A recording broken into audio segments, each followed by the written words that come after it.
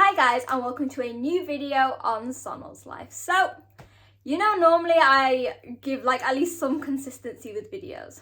At the end of November, I gave you 3 videos within the space of 1.5 weeks, and I've realized I've been away for almost a month, and I'm sorry about that. But I am back, and as you can tell from the title of this video, I am back with a review of this year's Super Junior Tag League and World Tag League. Now, normally I do a review halfway through to update you on everything that's happening, but I didn't do that this year. So rather than a detailed look at everything that happened, I'm going to first look at Super Junior Tag League and then the final match of that, talking about the standout wrestlers and the standout matches, and then do the same with World Tag League. And then I'm going to end sort of on more general notes from the past few weeks. So yeah, hopefully you guys enjoy this, just so I don't bombard you with too much information. So I'm going to start with Super Junior Tag League. Not to offend World Tag League or anything, but for me, Super Junior Tag League was far superior. Just because, I've always got a bias towards junior wrestlers anyway. However, I think what the exciting thing about this was the newness, the freshness of it all. There were very few experienced teams in the sense of those we'd seen before. There were so many new tag teams put together from different countries, different promotions. We had guys from GLEAT, from America, from everywhere, and they all just worked together. One of the standouts was a pretty new team, I guess you could say. It was the IWGP Junior Tag Team champions, Francesco Akira and TJP of the Empire. Shockingly, and despite my thoughts, they did not end up getting to the final. But for me, and I think for a lot of people, they had the strongest matches of the entire tournament. They were main eventing as champions pretty much every tournament, every day. And I personally did not have a bad thing to say about them. Everyone that they fought cleanly, they fought with so much heart and so much innovation.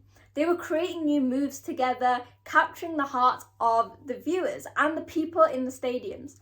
So during one of the shows when they allowed crowd cheering, they won the main event.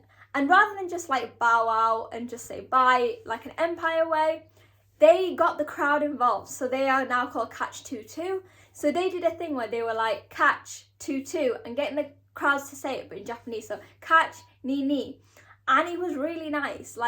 For me, as much as I guess you could count the Empire's heels, Akira and TJP thrive as babyfaces.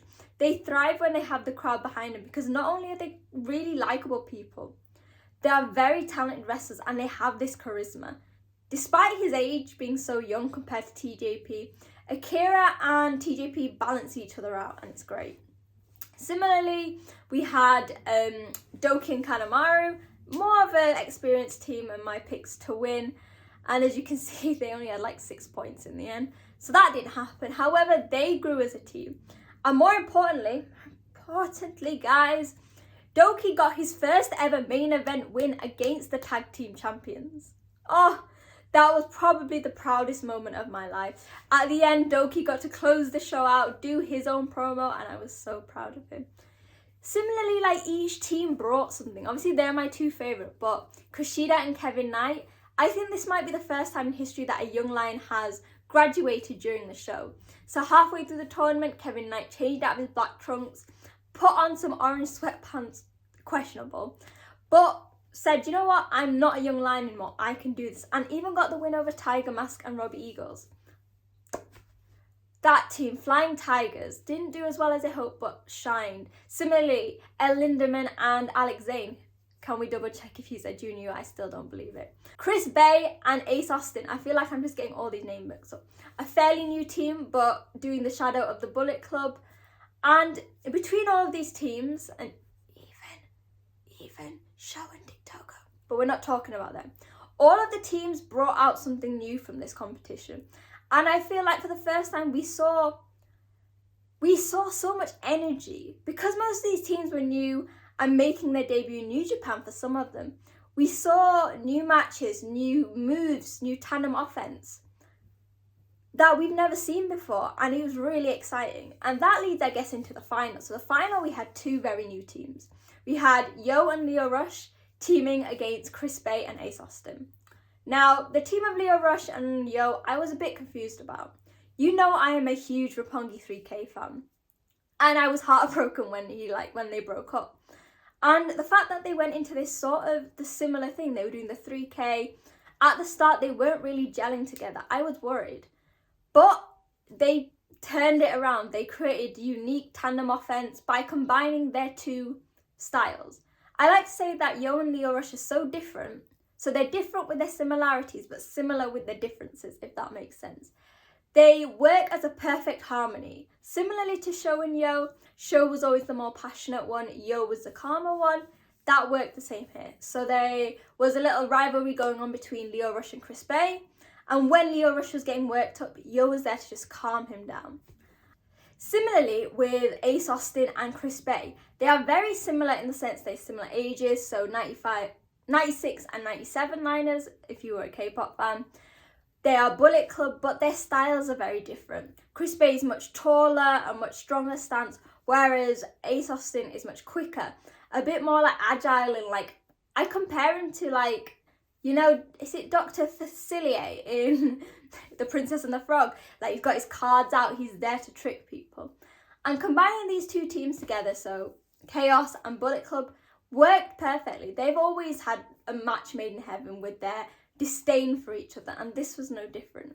Shockingly, in the end, Yo and Lio Rush got the win, and that is Yo's 4th Super Junior Tag League win.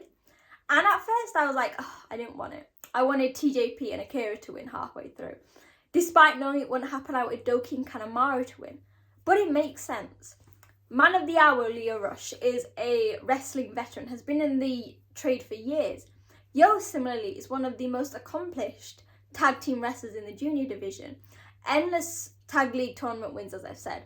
Endless tag championship reigns with Sho in Roppongi 3K. So it just made sense. And yeah, it really showed that the junior division in New Japan is so strong. Bringing in guys from different countries, different promotions, just elevates the prestige and makes it really one of the best divisions in the world. I know I have been raving about Super Junior Tag League, and that is not to say that World Tag League wasn't great, with the exception of the team of Evil and Yujiro, who caused a hell of a lot of chaos. The entire lineup was phenomenal from start to end. You had the top runners from the very beginning, who, like in the Super Junior Tag League, were very firm at the top on who was going to win. It was very close. It was like a flick. A small mistake could have cost them, which ended up being the case. So we had Naito and Sanada, a team that has teamed together pretty much for years, not really as like an official tag team, but obviously as LIJ. Aussie Open, one of the best tag teams in the world, in the history for me, and Bishamon, so that is Hiroki Goto and Yoshihashi of Chaos. And if you mix it in with the other teams that we had, so we had Hiroshi Tanahashi and Toriano, Lance Archer and Minoru Suzuki, Okan and Hanare, the Mighty Don't Kneel, so Mikey Nichols and Shane Haste. It was a recipe for success. There was so many amazing matches that I was just obsessed with, and so many new teams and new characters that just really made me invested. So for example, apart from the top 3 matches, top 3 teams I was talking about, who consistently put on match of the year contenders every time they went in the ring, we had some really nice new matches that we've never seen, and some that we haven't. Some that we have, some that we haven't. So for example, we've seen Suzuki and Lance Archer go against Tanahashi and Yano in many settings. This was just as chaotic and funny. There is something about the combination of Yano and Tanahashi that shouldn't work. Sorry. Oh, Tanahashi's hiding, sorry. Tanahashi and Yano, that is just perfect. What did I say? Hiro and Yano, it just was so funny, and you could see them rubbing Lance Archer and Suzuki up the wrong way. Can I just say, it's great to have those two back in World Tag League. They had some amazing matches, killed some young lions, Lance Archer frightened some children, it was all good. Similarly, we had a new match I'd never seen with 4 Aussies in the ring. So it was Aussie Open and the Mighty Don't Kneel. 4 guys with very different careers, but all come from the same place. So the Mighty Don't Kneel, formed their tag team in Australia, made their name there before moving to America. Aussie Open made their name as a tag team in England. And to see them all, 2 generations, I guess you could say, of wrestlers, was perfect. And I guess I want to give a shout out to the Mighty Don't Kneel for basically being one of the most adorable tag teams ever. I don't know if they've ever been described as that. The combination of their personalities, both in and out of the ring, was fresh air. Like, Shane Haste in and out of the ring is so animated, so I guess almost like a naivety about him, whereas rather than like just dismissing him, Mikey Nicholls perfectly balances that. So there's one post-match promo where Shane was talking about like a time machine and a game and stuff, and Mikey was straight up like, you're gonna have to, like, I don't understand a word you're saying, but rather than just saying that, I said, right, you're gonna have to explain it to me because I want to know. It's simple things like that. Similarly, Gabriel Kidd and Alex Coughlin teaming together, coming out of their shells, yes, picking up losses, but showcasing that they are growing as athletes, similarly with Okan and Hanare. And with so many amazing matches, bar the one with Naito and Sanada versus Evil and Yujiro, which meant that LIJ was not in the final, it was full of some amazing wrestling. In the end, we had the final of Bishamon and Aussie Open. Surprise, not surprise. Like, I knew Aussie Open being the final, but Bishamon, like, a very nice surprise.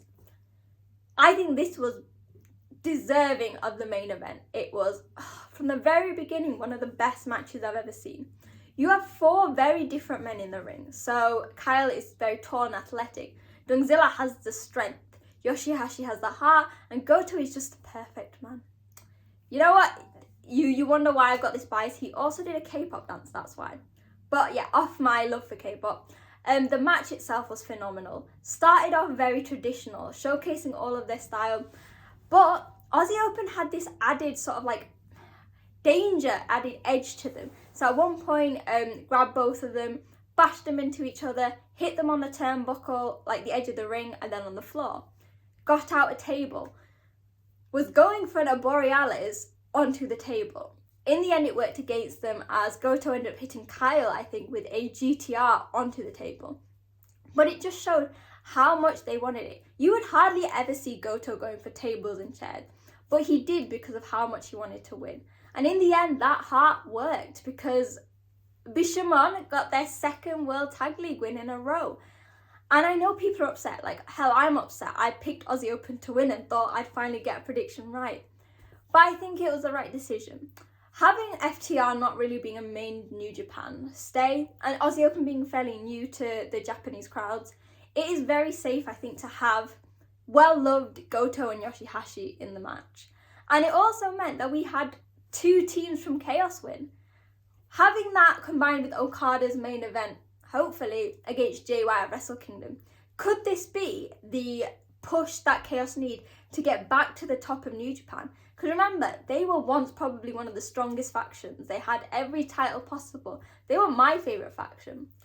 And I think this could easily do it. What else happened during this tag league, which is pretty important? Suzuki was teasing this big announcement, and I'm now crying because that big announcement was that at the end of 2022, Suzuki will be disbanding. They will be going their separate ways. I don't know what's in store for the future, maybe Taichi-gun, Saber-gun, but it's really going to upset me because you know how much I love Suzuki-gun. Similarly, upset me was the Never Openweight match. Hikuleo finally got his shot against Carl Anderson.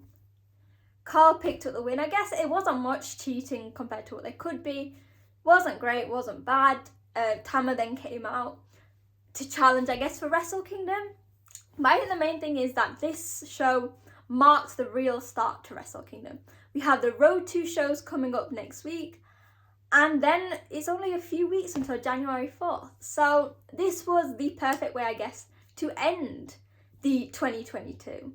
So you've heard my thoughts, you've heard me rambling on forever. Let me know in the comments what you think. What were your top matches, what were your MVPs, and what did you think of the results? You can also let me know on social media at wrestling_chat.